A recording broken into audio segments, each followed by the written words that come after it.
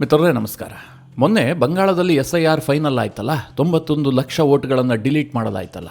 ಅದ್ರ ಬಗ್ಗೆ ವಿಡಿಯೋ ಮಾಡಿದಂತಹ ಸಂದರ್ಭದಲ್ಲಿ ಆ ವಿಡಿಯೋದ ಕೊನೆಯಲ್ಲಿ ನಿಮಗೊಂದು ಮಾತು ಹೇಳಿದ್ದೆ. ಬಂಗಾಳದಲ್ಲಿ RSSನ ಪಾತ್ರ ಏನು, RSS ಯಾವ ರೀತಿಯಾಗಿ ಆಕ್ಟಿವ್ ಆಗಿದೆ, BJP ಏನು ತಂತ್ರಗಾರಿಕೆ ಮಾಡ್ಕೊಳ್ತಾ ಇದೆ, ನಿಜವಾಗ್ಲೂ ಬಂಗಾಳವನ್ನು BJP ಗೆಲ್ಲೋದಕ್ಕೆ ಸಾಧ್ಯ ಇದೆಯಾ, ಇದೆಲ್ಲದರ ಬಗ್ಗೆ ನಿಮಗೆ ಮುಂದಿನ ವಿಡಿಯೋದಲ್ಲಿ ತಿಳಿಸ್ಕೊಡ್ತೀನಿ ಅಂತ ಹೇಳಿದ್ದೆ. ಅದಾದ ಮೇಲೆ ತುಂಬ ಜನ ಕಾಮೆಂಟ್ ಮಾಡಿದ್ರು, ಬೇಗ ಅದ್ರ ಬಗ್ಗೆ ವಿಡಿಯೋ ಮಾಡಿ ಅಂತ. ನಮ್ಮನ್ನು ದಾರಿ ತಪ್ಪಿಸ್ತಾ ಇರೋದೇ ಯುದ್ಧ. ಭಾರತದಲ್ಲಿ ನಡೀತಾ ಇರುವಂತಹ ಚುನಾವಣಾ ಯುದ್ಧದ ಬಗ್ಗೆ ಹೆಚ್ಚು ಮಾಹಿತಿ ಕೊಡಬೇಕು ಅಂತ ಅಂದುಕೊಂಡ್ರೂ ಕೂಡ ಅಲ್ಲಿ ಮಿಡಲ್ ಈಸ್ಟ್ನಲ್ಲಿ ದೊಡ್ಡ ದೊಡ್ಡ ಡೆವಲಪ್ಮೆಂಟ್ಗಳಾಗ್ತಾ ಇದ್ದಾವೆ. ಅದು ನಮ್ಮ ಜೀವನದ ಮೇಲೆ ನೇರ ಪರಿಣಾಮ ಬೀರುವ ಕಾರಣದಿಂದಾಗಿ ಅದಕ್ಕೂ ನಾವು ಮಹತ್ವವನ್ನು ಕೊಡಲೇಬೇಕಾಗಿದೆ. ಹೀಗಾಗಿ ಈ ಎಲೆಕ್ಷನ್ ಕುರಿತಾಗಿ ಟೈಮ್ ಟು ಟೈಮ್ ಮಾಹಿತಿ ಕೊಡುವಂಥದ್ದು ಸ್ವಲ್ಪ ಕಷ್ಟ ಆಗ್ತಾ ಇದೆ. ಅದೇನೇ ಇರಲಿ, ಬಂಗಾಳವನ್ನು BJP ಗೆಲ್ಲೋದಕ್ಕೆ ಸಾಧ್ಯ ಇದೆಯಾ, ಬಂಗಾಳದ ಚಿತ್ರಣ ಹೇಗಿದೆ? ಬಹುತೇಕ ಸಮೀಕ್ಷೆಗಳು ಈಗಲೂ ಸಹ ಮಮತಾ ಬ್ಯಾನರ್ಜಿ ಅವರೇ ಮುಂದಿದ್ದಾರೆ ಅಂತ ಹೇಳ್ತಾ ಇದ್ದಾರಲ್ಲ, ಅದಕ್ಕೇನು ಕಾರಣ? ನಿಜವಾಗ್ಲೂ ಬಂಗಾಳದ ಜನ ಬದಲಾವಣೆಯನ್ನು ಬಯಸಿಲ್ವಾ? ಇದೆಲ್ಲದರ ಬಗ್ಗೆ ಈ ವಿಡಿಯೋದಲ್ಲಿ ನಿಮಗೆ ಡೀಟೇಲ್ ಆಗಿ ಮಾಹಿತಿ ಕೊಡ್ತೀನಿ. ನೀವು ಈ ವಿಡಿಯೋನ ಕೊನೆವರೆಗೂ ಮಿಸ್ ಮಾಡದೆ ನೋಡಿ. ಮಿತ್ರರೇ, 2024ರ ಲೋಕಸಭಾ ಚುನಾವಣಾ ರಿಸಲ್ಟ್ ಬಂತಲ್ಲ, ಅದಾದ ಬಳಿಕ ನಾನು ಬಂಗಾಳದ ಬಗ್ಗೆ ಸಾಕಷ್ಟು ರಿಸರ್ಚ್ ಮಾಡೋದಕ್ಕೆ ಶುರು ಮಾಡಿದೆ. ಅದಕ್ಕೊಂದು ಕಾರಣ ಇದೆ. ಅದೇನು ಕೇಳಿದ್ರೆ, ಮಮತಾ ಬ್ಯಾನರ್ಜಿ ಅವರ ಬಗ್ಗೆ ಅಷ್ಟೆಲ್ಲ ಟೀಕೆಗಳು ಕೇಳಿಬರ್ತವೆ. ಮಮತಾ ಬ್ಯಾನರ್ಜಿ ಅವರನ್ನು ಹಠಮಾರಿ ಅಂತ ಕರೀತಾರೆ, ಒಂದು ರೀತಿಯಲ್ಲಿ ಸರ್ವಾಧಿಕಾರಿಯ ರೀತಿಯಲ್ಲೇ ವರ್ತಿಸ್ತಾರೆ, ಯಾರಿಗೂ ಹೆಚ್ಚಿಗೆ ಮಹತ್ವವನ್ನು ಕೊಡೋದಿಲ್ಲ, ತನ್ನ ಪಕ್ಷದಲ್ಲಿ ತಾನೇನು ಹೇಳ್ತೀನೋ ಅದೇ ನಡಿಬೇಕು, ಬೇರೆ ಯಾರೂ ಕೂಡ ಪಕ್ಷದಲ್ಲಿ ಇದ್ದಾರೆ ಅಂತಲೇ ಗೊತ್ತಾಗೋದಿಲ್ಲ. ಮಮತಾ ಬ್ಯಾನರ್ಜಿ ಯಾವಾಗಲೂ ಕೂಡ ಟಾಪ್ನಲ್ಲೇ ಇರ್ತಾರೆ. ಬಿಟ್ಟರೆ ಅಭಿಷೇಕ್ ಬ್ಯಾನರ್ಜಿ, ಅವರು ಕೂಡ ಮಮತಾ ಬ್ಯಾನರ್ಜಿ ಅವರಿಗೆ ಸೋದರ ಸಂಬಂಧಿ. ಇನ್ನು ಮಮತಾ ಬ್ಯಾನರ್ಜಿ ಅವರಿಗೆ ದೊಡ್ಡ ಜಾತಿಯ ಬಲ ಇದೆಯಾ ಕೇಳಿದ್ರೆ ಅದೂ ಕೂಡ ಇಲ್ಲ. ಆದರೂ ಸಹ ಮಮತಾ ಬ್ಯಾನರ್ಜಿ ಈ ರೀತಿಯಾಗಿ ಬೌನ್ಸ್ ಬ್ಯಾಕ್ ಮಾಡ್ತಾ ಇರೋದು ಹೇಗೆ? 2019ರ ಚುನಾವಣೆಯಲ್ಲಿ ಹಿನ್ನಡೆ ಆಗುತ್ತೆ, 2021ರಲ್ಲಿ ಪುನಃ ಗೆದ್ದುಕೊಳ್ತಾರೆ, 2024ರಲ್ಲಿ ಕಮಾಲ್ ಮಾಡಿಬಿಡ್ತಾರಲ್ಲ. ಇದನ್ನು ಸ್ಟಡಿ ಮಾಡ್ತಾ ಹೋದಂತಹ ಸಂದರ್ಭದಲ್ಲಿ ಬಂಗಾಳದ ರಾಜಕೀಯ ಚಿತ್ರಣ ನನಗೆ ಅರ್ಥ ಆಗೋದಕ್ಕೆ ಶುರುವಾಯಿತು. BJP ಅವರಿಗೆ ಬಂಗಾಳ ತುಂಬ ಈಸಿ ಅಂತ ಅನಿಸುತ್ತೆ. ಅಲ್ಲಿ ಹಿಂದೂ ವರ್ಸಸ್ ಮುಸ್ಲಿಂ ದೊಡ್ಡ ಮಟ್ಟದ ಸಂಘರ್ಷ ಇದೆ. ಈವನ್ ಟುಡೇ ಹಿಂದೂಗಳು ಅಲ್ಲಿ ಬಹುಸಂಖ್ಯಾತರು, ಹೀಗಾಗಿ ನಾವು ಗೆಲ್ಲಬಹುದು ಅಂತ. ಆದರೆ ಗೆಲ್ಲೋದಕ್ಕೆ ಸಾಧ್ಯ ಆಗ್ತಾ ಇಲ್ಲ. ಯಾಕೆ ಅನ್ನೋದಕ್ಕೆ ಬಂಗಾಳದ ರಾಜಕೀಯ ಪರಿಸ್ಥಿತಿ ಆ ರೀತಿಯಾಗಿದೆ. ನೀವು ಸುಮ್ಮನೆ ಪೇಪರ್ನಲ್ಲಿ ಲೆಕ್ಕಾಚಾರ ಹಾಕಿದ್ದೇ ಆದರೆ BJPಗೂ ಮಮತಾ ಬ್ಯಾನರ್ಜಿ ಅವರಿಗೂ ಬರ್ತಾ ಇರುವಂಥ ಓಟ್ಗಳಿದಾವಲ್ಲ, ಒಂದು 20-30 ಲಕ್ಷ ಅಷ್ಟೇ ವ್ಯತ್ಯಾಸ, ಅದಕ್ಕಿಂತ ಜಾಸ್ತಿ ಇಲ್ಲ ಪಾಪ್ಯುಲರ್ ಓಟ್ಗಳಲ್ಲಿ. ಆದರೆ ಸೀಟ್ಗಳ ವಿಚಾರದಲ್ಲಿ ಅಜಗಜಾಂತರ ವ್ಯತ್ಯಾಸ ಆಗುತ್ತೆ. ಇಷ್ಟೆಲ್ಲ ಹೇಳಿದ ಮೇಲೆ ನಿಮಗೊಂದು ಪ್ರಶ್ನೆ ಬರುತ್ತೆ, ಈ ಬಾರಿಯ ಚುನಾವಣೆಯ ಕತೆ ಏನು? 2026ರ ಬಂಗಾಳ ವಿಧಾನಸಭಾ ಚುನಾವಣೆಯಲ್ಲೂ ಕೂಡ ಇದು ರಿಪೀಟ್ ಆಗುವಂಥ ಸಾಧ್ಯತೆಗಳಿದೆಯಾ ಅಂತ. ಮಿತ್ರರೇ, ಸಾಧ್ಯತೆಗಳಿದ್ದಾವೆ, 100% ಸಾಧ್ಯತೆಗಳಿದ್ದಾವೆ. ಪಶ್ಚಿಮ ಬಂಗಾಳದಲ್ಲಿ ಒಟ್ಟು ಇರುವಂತಹದ್ದು 294 ವಿಧಾನಸಭಾ ಕ್ಷೇತ್ರಗಳು. ಆದರೆ BJPಯ ಪಾಲಿಗೆ ಅಲ್ಲಿರುವಂತಹದ್ದು ಕೇವಲ 182 ಕ್ಷೇತ್ರಗಳು ಮಾತ್ರ. ಅರೆ, ಇದೇನು ಹೇಳ್ತಾರೆ, BJPಯವರು 194 ಕ್ಷೇತ್ರದಲ್ಲಿ ಅಭ್ಯರ್ಥಿಯನ್ನು ನಿಲ್ಲಿಸೋದಕ್ಕಾಗೋದಿಲ್ವಾ ಕೇಳಿದ್ರೆ ಆಗತ್ತೆ. ಆದರೆ 112 ಕ್ಷೇತ್ರಗಳು BJPಯ ಪಾಲಿಗೆ ಆಟಕ್ಕುಂಟು, ಲೆಕ್ಕಕ್ಕಿಲ್ಲ. ಇದನ್ನು ಕೇಳಿದಾಗ ಇದೇನಪ್ಪ ಒಗಟೊಗಟಾಗಿ ಹೇಳ್ತಾ ಇದ್ದಾನೆ ಅಂತ ನಿಮ್ಗೆ ಅನ್ನಿಸಬಹುದು. ಖಂಡಿತವಾಗ್ಲೂ ಹೌದು ಮಿತ್ರರೇ. ಬಂಗಾಳದಲ್ಲಿ ಹಿಂದೂಗಳು ಬಹುಸಂಖ್ಯಾತರಾಗಿರುವಂತಹ ಕ್ಷೇತ್ರಗಳು 182 ಕ್ಷೇತ್ರಗಳು ಮಾತ್ರ. 112 ಕ್ಷೇತ್ರದಲ್ಲಿ ಮುಸ್ಲಿಮರೇ ನಿರ್ಣಾಯಕ. ಅವರು ಯಾರಿಗೆ ಓಟ್ ಹಾಕ್ತಾರೋ ಅವರೇ ಗೆಲ್ಲುವಂಥದ್ದು. ಅಲ್ಲಿ ಹಿಂದೂಗಳು ಯಾರಿಗೆ ಓಟ್ ಹಾಕ್ತಾರೆ ಅನ್ನುವಂಥದ್ದು ಮುಖ್ಯವೇ ಆಗೋದಿಲ್ಲ. ಮುಸ್ಲಿಮರು ಯಾರಿಗೆ ಓಟ್ ಹಾಕ್ತಾರೋ ಅವ್ರು ಗೆಲ್ತಾರೆ. ಅಂತಹ ಸ್ಥಿತಿ ಬಂಗಾಳದಲ್ಲಿದೆ. ಇದನ್ನು ಸುಮ್ಮನೆ ಕೇಳಿಸ್ಕೊಂಡ್ರೆ ನಿಮ್ಗೇನು ಅನ್ಸುತ್ತೆ? BJP ಈಸಿಯಾಗಿ ಗೆಲ್ಲಬಹುದಲ್ರಿ, 182 ಕ್ಷೇತ್ರಗಳಿದ್ದಾವೆ, ಅದೇ ಮುಸ್ಲಿಮರ ಪ್ರಾಬಲ್ಯ ಇರುವಂತಹದ್ದು ಕೇವಲ 112 ಅಲ್ವಾ ಅಂತ. ಆದರೆ ಇಲ್ಲಿ ಪ್ರಾಬ್ಲಮ್ ಏನು ಗೊತ್ತಾ? ಹಿಂದೂಗಳು ಒಗ್ಗಟ್ಟಾಗಿ ಓಟ್ ಹಾಕೋದಿಲ್ಲ. ನಾವು BJPಗೆ ಓಟ್ ಹಾಕಬೇಕು ಅಂತ ಅವ್ರಿಗೆ ಅನಿಸೇ ಇಲ್ಲ. ಆದರೆ ಮುಸ್ಲಿಮರು ಮಾತ್ರ ಡಿಸೈಡ್ ಮಾಡಿಬಿಟ್ಟು ಓಟ್ ಹಾಕ್ತಾರೆ, ನಾವು ಗೆಲ್ಲಿಸುವಂಥದ್ದು ಮಮತಾ ಬ್ಯಾನರ್ಜಿ ಅವರನ್ನೇ, ಅದು ಆಕಾಶ ಭೂಮಿ ಒಂದಾದರೂ ಕೂಡ ಮಮತಾ ಬ್ಯಾನರ್ಜಿ ಅವರನ್ನು ಸೋಲೋದಕ್ಕೆ ಬಿಡೋದಿಲ್ಲ ಅಂತ. ಮಿತ್ರರೇ, ಇದು ಇನ್ನೂ ಕ್ಲಿಯರ್ ಆಗಿ ನಿಮಗೆ ಅರ್ಥ ಆಗಬೇಕು ಅಂತಂದರೆ, ಬಂಗಾಳದಲ್ಲಿ ಒಟ್ಟು 112 ಮುಸ್ಲಿಂ ಬಾಹುಳ್ಯ ಇರುವಂಥ ಕ್ಷೇತ್ರಗಳಿದಾವಲ್ಲ, ಇದರಲ್ಲಿ 2021ರ ಚುನಾವಣೆಯ ರಿಸಲ್ಟ್ ಅನ್ನು ನೋಡಿದ್ರೆ ಮಮತಾ ಬ್ಯಾನರ್ಜಿ ಅವರ TMC ಪಕ್ಷ ಬರೋಬ್ಬರಿ 106 ಕ್ಷೇತ್ರವನ್ನು ಗೆದ್ದುಕೊಂಡಿತ್ತು. 112 ಕ್ಷೇತ್ರಗಳ ಪೈಕಿ 106 ಗೆದ್ದುಕೊಳ್ಳುವಂತಹದ್ದು ಅಂತಂದ್ರೆ ಅದೇನು ಹುಡುಗಾಟನ? ಅದೇ 182 ಹಿಂದೂಗಳ ಬಾಹುಳ್ಯ ಇರುವಂತಹ ಕ್ಷೇತ್ರಗಳಲ್ಲಿ BJPಯವರು ಗೆದ್ದಿದ್ದು ಕೇವಲ 77 ಮಾತ್ರ. 50% ಕೂಡ ಸ್ಟ್ರೈಕ್ ರೇಟನ್ನು ಹೊಂದೋದಕ್ಕೆ ಸಾಧ್ಯ ಆಗಿಲ್ಲ. ಇದಕ್ಕೆ ಕಾರಣ ಏನು ಕೇಳಿದ್ರೆ, ಬಂಗಾಳದಲ್ಲಾಗಲಿ ದೇಶದ ಬೇರೆ ಕಡೆ ಆಗಲಿ ಹಿಂದೂಗಳ ವೋಟಿಂಗ್ ಪ್ಯಾಟ್ರನ್ನಲ್ಲಿ ಒಂದು ಸಮಸ್ಯೆ ಇದೆ.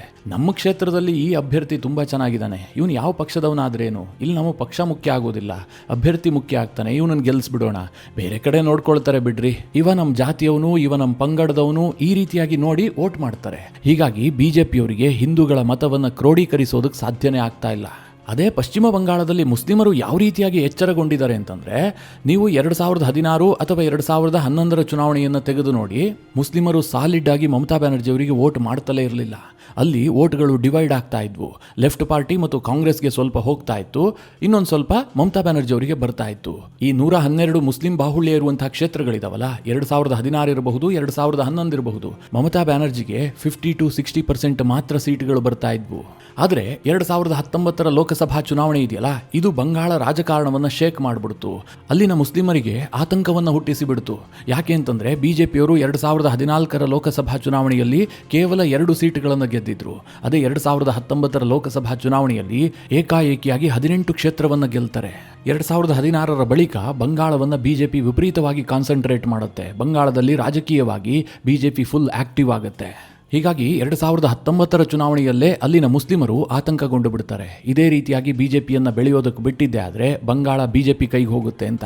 ಹೀಗಾಗಿ 2019 ಲೋಕಸಭಾ ಚುನಾವಣೆಯಲ್ಲೇ ಅಲ್ಲಿದ್ದಂತಹ ಲೆಫ್ಟ್ ಪಾರ್ಟಿ ಮತ್ತು ಕಾಂಗ್ರೆಸ್ ಅನ್ನ ಅವರು ಕಂಪ್ಲೀಟ್ ಆಗಿ ವ್ಯಾನಿಷ್ ಮಾಡಿಬಿಡ್ತಾರೆ. ಅಂದರೆ ಮುಸ್ಲಿಂ ವೋಟ್ಗಳು ಕಂಪ್ಲೀಟ್ ಆಗಿ ಟಿಎಂಸಿಗೆ ಶಿಫ್ಟ್ ಆಗುತ್ತೆ. ಟಿಎಂಸಿ 2019 ಚುನಾವಣೆಯಲ್ಲಿ 43.69% ವೋಟನ್ನು ಪಡೆದುಕೊಳ್ಳುತ್ತೆ.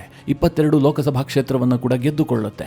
ಆ ಚುನಾವಣೆಯಲ್ಲಿ ಬಿಜೆಪಿ 40.64% ವೋಟ್ ಶೇರ್ ಅನ್ನು ಪಡೆದು 18 ಸೀಟ್ಗಳನ್ನು ಗೆಲ್ಲುತ್ತೆ. ಇದನ್ನು ಹಾಗೆ ಸುಮ್ಮನೆ ನೋಡಿದ್ರೆ ಇದರಲ್ಲೇನೋ ಸ್ವಾರಸ್ಯ ಇದೆ ಅಂತ ನಿಮ್ಗೆ ಅನಿಸೋದೇ ಇಲ್ಲ. 2019 ಚುನಾವಣೆಯಲ್ಲಿ ಲೆಫ್ಟ್ ಪಾರ್ಟಿ ಮತ್ತು ಕಾಂಗ್ರೆಸ್ ಇದೆಯಲ್ಲ, ಸರಿಸುಮಾರು 25% ವೋಟ್ ಶೇರ್ ಅನ್ನು ಕಳೆದುಕೊಳ್ಳುತ್ತೆ. ಈ ಕಾಂಗ್ರೆಸ್ ಮತ್ತು ಲೆಫ್ಟ್ ಪಾರ್ಟಿ ಕಳ್ಕೊಂಡಂತಹ 25% ವೋಟ್ ಶೇರ್ ಇದೆಯಲ್ಲ, ಇದರಲ್ಲಿ ಸರಿಸುಮಾರು 19ರಿಂದ 20% ವೋಟ್ ಶೇರ್ ಮುಸ್ಲಿಮರದ್ದು. ಇದು ಸಾಲಿಡ್ ಆಗಿ ಮಮತಾ ಬ್ಯಾನರ್ಜಿಗೆ ಹೋಗುತ್ತೆ. ಮಮತಾ ಬ್ಯಾನರ್ಜಿಯ ಬಳಿ ಇದ್ದಂಥ ಹಿಂದೂಗಳ ವೋಟ್ ಶೇರ್ ಇದೆಯಲ್ಲ, ಅದು ಬಿಜೆಪಿಗೆ ಶಿಫ್ಟ್ ಆಗುತ್ತೆ. ಇದು 2024 ಕೂಡ ಕಂಟಿನ್ಯೂ ಆಗುತ್ತೆ. ಟಿಎಂಸಿ 46% ವೋಟ್ ಶೇರ್ ಅನ್ನು ಪಡೆದುಕೊಳ್ಳುತ್ತೆ, 29 ಸೀಟ್ಗಳನ್ನು ಗೆಲ್ಲುತ್ತೆ. ಅದೇ ಬಿಜೆಪಿ 39% ವೋಟ್ ಶೇರ್ ಅನ್ನು ಪಡೆದು 12 ಸೀಟ್ಗೆ ಕುಸಿಯುತ್ತೆ, 6 ಸೀಟ್ಗಳನ್ನು ಕಳೆದುಕೊಳ್ತಾರೆ. ಇಲ್ಲಿ ಬಿಜೆಪಿಗೆ ವ್ಯತ್ಯಾಸ ಆಗಿದ್ದು 1.5% ವೋಟ್ ಶೇರ್ ಮಾತ್ರ. ಆದರೆ ಸೀಟ್ಗಳ ಸಂಖ್ಯೆ 6 ಕಡಿಮೆ ಆಗುತ್ತೆ. ಇದಕ್ಕೆ ಕಾರಣ ಏನು ಕೇಳಿದ್ರೆ, ಈ ಲೆಫ್ಟ್ ಪಾರ್ಟಿ ಮತ್ತು ಕಾಂಗ್ರೆಸ್ ಮತ್ತಷ್ಟು ಕೊಲ್ಯಾಪ್ಸ್ ಆಗ್ತವೆ. ಅಂದ್ರೆ ಲೆಫ್ಟ್ ಪಾರ್ಟಿಗೆ ಬರ್ತಾ ಇದ್ದಂತಹ ಅಲ್ಪ ಸ್ವಲ್ಪ ಮುಸ್ಲಿಮರ ಮತಗಳು ಕೂಡ ಸಾಲಿಡ್ ಆಗಿ ಮಮತಾ ಬ್ಯಾನರ್ಜಿ ಅವರ ಪಕ್ಷಕ್ಕೆ ಶಿಫ್ಟ್ ಆಗುತ್ತೆ. ಮುಸ್ಲಿಮರೇನಾದರೂ ಈ ರೀತಿಯಾಗಿ ವೋಟ್ ಹಾಕೋದನ್ನು ಬದಲಾಯಿಸದೇ ಇದ್ದಿದ್ರೆ 2011, 2014, 2016 ಚುನಾವಣೆಯಲ್ಲಿ ಮುಸ್ಲಿಮರ ವೋಟ್ಗಳು ಹೇಗೆ ಲೆಫ್ಟ್ ಪಾರ್ಟಿ, ಕಾಂಗ್ರೆಸ್ ಮತ್ತು ಟಿಎಂಸಿಗೆ ಹರಿದು ಹಂಚಿ ಹೋಗ್ತಾ ಇತ್ತು, ಅದೇ ರೀತಿಯ ವೋಟಿಂಗ್ ಪ್ಯಾಟರ್ನ್ ಏನಾದರೂ 2019, 2021 ಮತ್ತು 2024 ಆಗಿದ್ದೇ ಆಗಿದ್ರೆ ಬಿಜೆಪಿ ಬಂಗಾಳವನ್ನು ಕ್ಲೀನ್ ಸ್ವೀಪ್ ಮಾಡ್ತಾ ಇತ್ತು. 42 ಲೋಕಸಭಾ ಕ್ಷೇತ್ರಗಳಿದಾವಲ್ಲ, ಆ ಪೈಕಿ ಬಿಜೆಪಿ 38ರಿಂದ 40 ಗಳಿಸ್ತಾ ಇತ್ತು. 2021 ವಿಧಾನಸಭಾ ಚುನಾವಣೆಯಲ್ಲೇ ಬಿಜೆಪಿ ಬಹುಮತ ಸಾಧಿಸ್ತಾ ಇತ್ತು. ಕೇವಲ ಬಹುಮತ ಅಲ್ಲ, 2/3 ಮೆಜಾರಿಟಿಯನ್ನು ಸಾಧಿಸ್ತಾ ಇತ್ತು. ಆದರೆ ಬಂಗಾಳದ ಮುಸ್ಲಿಮರು ಜಾಗೃತಗೊಂಡಿದ್ದಾರೆ. ಯಾವ ರೀತಿಯಾಗಿ ಜಾಗೃತಗೊಂಡಿದ್ದಾರೆ ಅಂತಂದರೆ, ಚುನಾವಣೆಯಲ್ಲಿ ಯಾವ ಆಮಿಷಕ್ಕೂ ಬಲಿಯಾಗೋದಿಲ್ಲ, ಬೇರೆ ಯಾರಿಗೂ ವೋಟ್ ಹಾಕೋದಿಲ್ಲ. ಬಿಜೆಪಿಯನ್ನು ಸೋಲಿಸಬೇಕು ಅಂತಂದರೆ ಅದು ಮಮತಾ ಬ್ಯಾನರ್ಜಿಯಿಂದ ಮಾತ್ರ ಸಾಧ್ಯ. ಹೀಗಂತ ಡಿಸೈಡ್ ಆಗಿಬಿಟ್ಟು ಮತ ಹಾಕ್ತಾ ಇದ್ದಾರೆ. ಈಗ ನಿಮಗೊಂದು ಪ್ರಶ್ನೆ ಬರಬಹುದು, ಹೌದಪ್ಪ ಅವರೇನೋ ಡಿಸೈಡ್ ಆಗಿಬಿಟ್ಟು ಮತ ಹಾಕ್ತಾರೆ, ಬಂಗಾಳದಲ್ಲಿ ಈ ಬಾರಿ 91 ಲಕ್ಷ ಮತಗಳು ಡಿಲೀಟ್ ಆಗಿದ್ದಾವೆ, ಅದರಲ್ಲಿ 95% ಮುಸ್ಲಿಮರದ್ದೇ ಎನ್ನುವಂಥ ವರದಿಗಳಿದ್ದಾವೆ. ಹೀಗಾಗಿ ಅಕ್ರಮ ವಲಸಿಗರ ವೋಟ್ಗಳೆಲ್ಲ ಹೋಗ್ಬಿಟ್ಟಿದೆ, ಗೆಲ್ಲೋದು ಕಷ್ಟ ಅಂತ ಕೆಲವರಿಗೆ ಅನ್ನಿಸಬಹುದು. ಆದರೆ ಅದು ಚುನಾವಣಾ ಅಂತಿಮ ಫಲಿತಾಂಶದ ಮೇಲೆ ಅಷ್ಟೊಂದು ವ್ಯತ್ಯಾಸ ಮಾಡೋದಿಲ್ಲ ಅಂತ ಅನ್ನಿಸ್ತಾ ಇದೆ. ಯಾಕೆ ಅಂತಂದರೆ, ಪಶ್ಚಿಮ ಬಂಗಾಳದಲ್ಲಿ ಮುರ್ಷಿದಾಬಾದ್, ಮಾಲ್ಡಾ, ಸೌತ್ 24 ಪರಗಣ, ಬೀರ್ಭೂಮ್, ನಾರ್ತ್ ದಿಂಜಾಪುರ್ ಈ ಜಿಲ್ಲೆಗಳಲ್ಲಿ ಮುಸ್ಲಿಮರ ಸಂಖ್ಯೆ ಇದೆಯಲ್ಲ, ಇದು 35 to 65% ಇದೆ. ಅಲ್ಲಿ ನೀವೊಂದು 10ರಿಂದ 15% ವೋಟ್ ಕಟ್ ಆಫ್ ಆದರೆ ಅದು ಅಂತಿಮ ರಿಸಲ್ಟ್ ಮೇಲೆ ಏನೋ ಪರಿಣಾಮ ಬೀರುತ್ತೆ ಅಂತ ಅನ್ಸೋದೇ ಇಲ್ಲ. ಹೀಗಾಗಿ ಕೆಲ ವಿಶ್ಲೇಷಕರು ಹೇಳ್ತಾರೆ, ಬಂಗಾಳದಲ್ಲಿ ನಡೆದಂತಹ SIRನಿಂದ ಬಿಜೆಪಿಗೆ ಹೆಚ್ಚು ಅಂತಂದರೆ 8ರಿಂದ 10 ಸೀಟುಗಳು ಲಾಭ ಆಗಬಹುದು. ಅದಕ್ಕಿಂತ ದೊಡ್ಡ ಮಟ್ಟದ ವ್ಯತ್ಯಾಸವನ್ನು SIR ಮಾಡೋದಕ್ಕೆ ಸಾಧ್ಯ ಇಲ್ಲ. ವ್ಯತ್ಯಾಸ ಮಾಡಬೇಕು ಅಂತಂದರೆ ಹಿಂದೂಗಳು ಬಹುಸಂಖ್ಯಾತರಾಗಿರುವಂತಹ 182 ಕ್ಷೇತ್ರಗಳಿದ್ದಾವೆ, ಅಲ್ಲಿ ಬಿಜೆಪಿ ವೋಟ್ ಪೋಲರೈಸೇಷನ್ ಮಾಡಬೇಕು, ಹಿಂದೂಗಳ ವೋಟನ್ನು ಕ್ರೋಢೀಕರಿಸಬೇಕು, ಆಗ ಮಾತ್ರ ಬಿಜೆಪಿ ಗೆಲ್ಲೋದಕ್ಕೆ ಸಾಧ್ಯ ಅಂತ. ಬಿಜೆಪಿ ಹಿಂದೂಗಳನ್ನು ಒಗ್ಗೂಡಿಸೋದಕ್ಕೆ ಸಾಕಷ್ಟು ಟ್ರೈ ಮಾಡ್ತಾ ಇದೆ.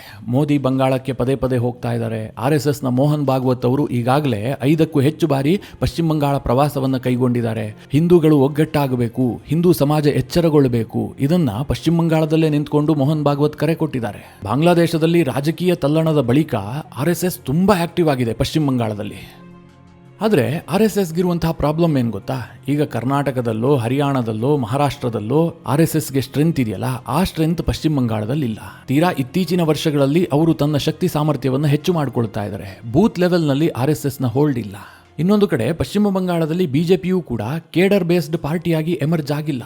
ಹೇಗೆ ಒಡಿಶಾದಲ್ಲಿ ಒಂದು ರಾಜಕೀಯ ವ್ಯಾಕ್ಯೂಮ್ ಕ್ರಿಯೇಟ್ ಆದಂತಹ ಸಂದರ್ಭದಲ್ಲಿ ಬಿಜೆಪಿ ಎಮರ್ಜ್ ಆಯಿತು, ಅದೇ ರೀತಿಯಾಗಿ ಪಶ್ಚಿಮ ಬಂಗಾಳದಲ್ಲೂ ಕೂಡ ಅಲ್ಲಿ ಲೆಫ್ಟ್ ಪಾರ್ಟಿ ಬಹಳ ಸಮಯದಿಂದ ಆಳ್ತಾ ಇತ್ತು. ಲೆಫ್ಟ್ ಪಾರ್ಟಿಯನ್ನ ಸೈಡ್ ಲೈನ್ ಮಾಡಿಬಿಟ್ಟು ಮಮತಾ ಬ್ಯಾನರ್ಜಿ ಅವರು ಎಮರ್ಜ್ ಆದ್ರು. ಯಾವಾಗ ಮಮತಾರ ವೇಗವನ್ನು ತಡೆಯೋದಕ್ಕೆ ಲೆಫ್ಟ್ ಪಾರ್ಟಿಗಳಿಗೆ ಸಾಧ್ಯ ಆಗಿಲ್ವೋ ಅಲ್ಲೊಂದು ರಾಜಕೀಯ ವ್ಯಾಕ್ಯೂಮ್ ಕ್ರಿಯೇಟ್ ಆಯಿತು. ಆ ಸಂದರ್ಭದಲ್ಲಿ ಬಿಜೆಪಿಯವರು ಬಂಗಾಳದ ಕಡೆಗೆ ಹೆಚ್ಚು ಫೋಕಸ್ ಮಾಡೋದಕ್ಕೆ ಶುರು ಮಾಡಿದ್ರು. ಹೀಗಾಗಿ ಬಂಗಾಳದಲ್ಲಿ ಬಿಜೆಪಿಗೆ ಒಂದು ಕೋರ್ ವೋಟರ್ ಬೇಸ್ ಇದೆ, ಇದು ಇಂಟ್ಯಾಕ್ಟ್ ಆಗಿದೆ, ಸ್ವಲ್ಪ ಕೂಡ ಆ ಕಡೆ ಈ ಕಡೆ ಆಗೋದಿಲ್ಲ ಅಂತ ಹೇಳೋದಕ್ಕೆ ಸಾಧ್ಯ ಇಲ್ಲ.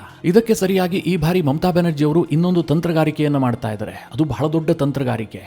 2019, 2021, 2024 ಮಮತಾ ವಿಪರೀತವಾಗಿ ಮುಸ್ಲಿಮರನ್ನ ಓಲೈಕೆ ಮಾಡಿದ್ರು. ಆದರೆ ಈ ಬಾರಿ ಮಮತಾ ಆ ಕೆಲಸಕ್ಕೆ ಕೈ ಹಾಕಿಲ್ಲ. ಬದಲಾಗಿ ಅವರು ಹಿಂದೂಗಳ ಓಲೈಕೆಗೆ ಮುಂದಾಗಿದ್ದಾರೆ. ಅದಕ್ಕೊಂದು ಸ್ಪಷ್ಟ ಕಾರಣ ಕೂಡ ಇದೆ. ಮುಸ್ಲಿಮರಿಗೆ ಬಂಗಾಳದಲ್ಲಿ ಆಪ್ಷನ್ನೇ ಇಲ್ಲ. ಕಾಂಗ್ರೆಸ್ ಮತ್ತು ಲೆಫ್ಟ್ ಪಾರ್ಟಿಗೆ ಅವರು ವೋಟ್ ಹಾಕಿದ್ದೆ ಆದರೆ ಬಿಜೆಪಿ ಗೆದ್ದು ಬಿಡುತ್ತೆ. ಹೀಗಾಗಿ ಮುಸ್ಲಿಮರ ತಲೆಯಲ್ಲಿ ಅದು ಕೂತು ಬಿಟ್ಟಿದೆ. ಯಾವುದೇ ಕಾರಣಕ್ಕೂ ಕೂಡ ಟಿಎಂಸಿಯನ್ನ ಬಿಟ್ಟು ನಾವು ವೋಟ್ ಮಾಡಬಾರ್ದು, ಟಿಎಂಸಿ ಗೆಲ್ತಾ ಇರಬೇಕಷ್ಟೇ, ಅದು ಮುಸ್ಲಿಮರ ತಲೆಯಲ್ಲಿರುವಂತಹ ವಿಚಾರ. ಇದನ್ನ ಟೇಕನ್ ಫಾರ್ ಗ್ರಾಂಟೆಡ್ ಮಾಡಿಕೊಂಡಿರುವಂತಹ ಮಮತಾ ಬ್ಯಾನರ್ಜಿ ಅವರು ಮುಸ್ಲಿಮರ ಓಲೈಕೆಗೆ ಅಷ್ಟು ಮುಂದಾಗ್ತಾ ಇಲ್ಲ.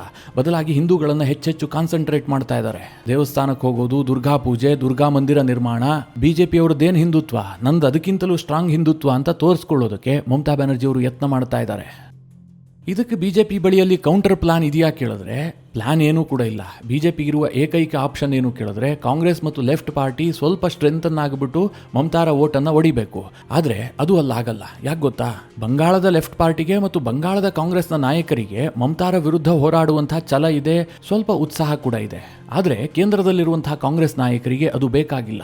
ನಾವೇನಾದರೂ ಬಂಗಾಳವನ್ನು ಹೆಚ್ಚು ಕಾನ್ಸಂಟ್ರೇಟ್ ಮಾಡಿದ್ದೆ ಆದರೆ ಓಟು ವಿಭಜನೆ ಆಗುತ್ತೆ, ಮಮತಾರ ಸೋಲಾಗುತ್ತೆ, ಬಿಜೆಪಿಯಲ್ಲಿ ಎಮರ್ಜ್ ಆಗುತ್ತೆ. ಹೀಗಾಗಿ ಮಮತಾರ ವಿರೋಧಿ ವೋಟ್ಗಳು ಬಿಜೆಪಿಗೆ ಏನು ಹೋಗ್ತವೆ ಅದನ್ನು ತಪ್ಪಿಸೋದಕ್ಕಷ್ಟೇ ಕಾಂಗ್ರೆಸ್ ಮತ್ತು ಲೆಫ್ಟ್ ಪಾರ್ಟಿ ಅಲ್ಲಿ ಸ್ಪರ್ಧೆ ಮಾಡ್ತಾ ಇದ್ದಾವೆ. ಇನ್ ಕೆಲವರು ಕಮೆಂಟ್ ಹಾಕ್ತಾರೆ, ಬಂಗಾಳದಲ್ಲಿ ಈ ಬಾರಿ ಓವೈಸಿ ಆಕ್ಟಿವ್ ಆಗಿದ್ದಾರೆ. ಇನ್ನೊಂದು ಕಡೆಯಲ್ಲಿ ಮಮತಾ ಬ್ಯಾನರ್ಜಿ ಜೊತೆಗಿದ್ದಂತಹ ಹುಮಾಯೂನ್ ಕಬೀರ್ ಕೂಡ ಈ ಬಾರಿ ಸ್ವಂತ ಪಕ್ಷವನ್ನು ಕಟ್ಟಿಕೊಂಡು ಓವೈಸಿ ಜೊತೆಗೆ ಮೈತ್ರಿ ಮಾಡಿಕೊಂಡು ಚುನಾವಣೆಯನ್ನು ಎದುರಿಸ್ತಾ ಇದ್ದಾರಲ್ಲ, ಅವರು ಮುಸ್ಲಿಂ ವೋಟನ್ನು ಒಡೀತಾರ ಅಂತ. ಅದ್ರ ಮೇಲೆ ಏನಾದರೂ ಬಿಜೆಪಿ ನಿರೀಕ್ಷೆ ಇಟ್ಕೊಂಡಿದ್ರೆ ಅದು ಅವರ ಭ್ರಮೆ ಆಗ್ಬಿಡುತ್ತೆ. ಮಿತ್ರರೇ, ನನಗನ್ನಿಸಿದ ಮಟ್ಟಿಗೆ ಓವೈಸಿ ಬಿಹಾರದಲ್ಲಿ ಜಾದೂ ಮಾಡಿದ್ರು, ಮಹಾರಾಷ್ಟ್ರದಲ್ಲಿ ಜಾದೂ ಮಾಡ್ತಾರೆ, ಇನ್ನೊಂದು ಕಡೆ ಉತ್ತರ ಪ್ರದೇಶಕ್ಕೆ ಹೋದ್ರೂ ಕೂಡ ಅವರಿಗೆ ಯಶಸ್ಸು ಸಿಗಬಹುದು. ಹೇಗೆ ಓವೈಸಿಗೆ ಕೇರಳದಲ್ಲಿ ಯಶಸ್ಸು ಸಿಗೋದಿಲ್ವೋ ಹಾಗೆ ಪಶ್ಚಿಮ ಬಂಗಾಳದಲ್ಲೂ ಕೂಡ ಯಶಸ್ಸು ಸಿಗುವಂತಹ ಸಾಧ್ಯತೆಗಳು ತೀರಾ ಕಡಿಮೆ ಇದೆ. ಯಾಕೆ ಕೇಳಿದ್ರೆ ಅಲ್ಲಿನ ಮುಸ್ಲಿಂ ಮತದಾರರು ಸ್ವಲ್ಪ ಆ ಕಡೆ ಈ ಕಡೆ ಆಗೋದಕ್ಕೂ ಕೂಡ ಇಷ್ಟಪಡೋದಿಲ್ಲ. ಹಾಗಾಗಿದ್ದೆ ಆದರೆ ಬಿಜೆಪಿ ಅಧಿಕಾರಕ್ಕೆ ಬರುತ್ತೆ ಅನ್ನುವಂಥದ್ದು ಅವ್ರಿಗೆ ತುಂಬಾ ಚೆನ್ನಾಗಿ ಗೊತ್ತು. ಬಿಜೆಪಿ ಅಧಿಕಾರಕ್ಕೆ ಬಂತು ಅಂತಂದ್ರೆ ಬಂಗಾಳದ ಕತೆ ಬೇರೆನೇ ಆಗ್ಬಿಡುತ್ತೆ. ಮುಸ್ಲಿಮರಲ್ಲಿರುವಂತಹ ಆ ಭಯ ಮತ್ತು ಒಗ್ಗಟ್ಟು ಇಡೀ ರಾಜಕೀಯ ಚಿತ್ರಣವನ್ನ ಈ ರೀತಿಯಾಗಿ ಮಾಡಿಟ್ಟಿದೆ.